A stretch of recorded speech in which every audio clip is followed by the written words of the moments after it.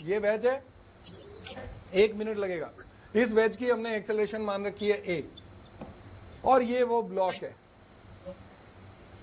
जो ब्लॉक यहां था इसके ऊपर। ध्यान दीजिएगा, जब आप फोर्स लगाएंगे, सूडो नहीं लगाएंगे, अभी अर्थ से ऑब्जर्व करेंगे इसको, तो इस पे एक फोर्स लग रही है इधर m g sine theta, yes, और इधर लग रही है m g कॉस थीटा, ध्यान दीजिएगा, और इधर लग रही है नॉर्मल रिएक्शन, और ध्यान दीजिएगा।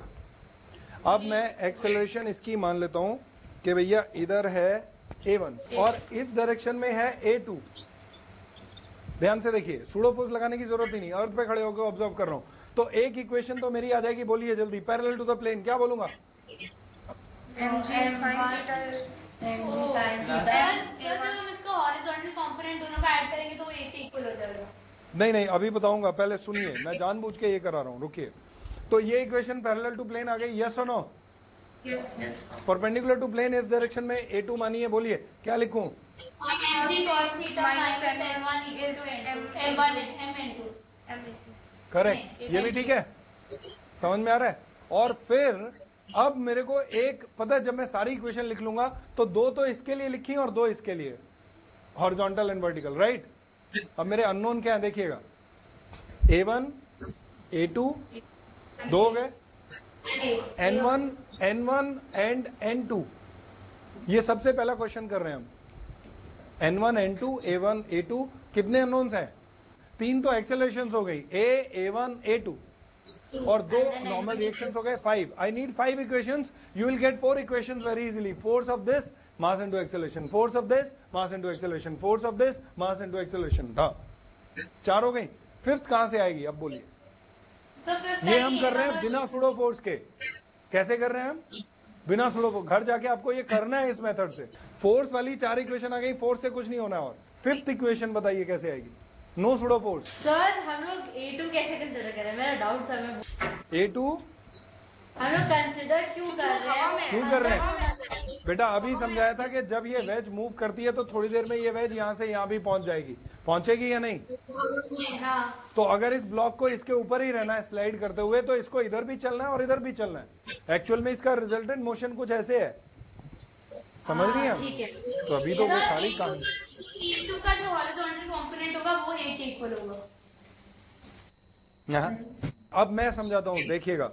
अब आप थोड़ा सा सोचना सीखिए। जब भी 2 सरफेसेस एक दूसरे के ऊपर रखी हो, देखिए कितना सिंपल है।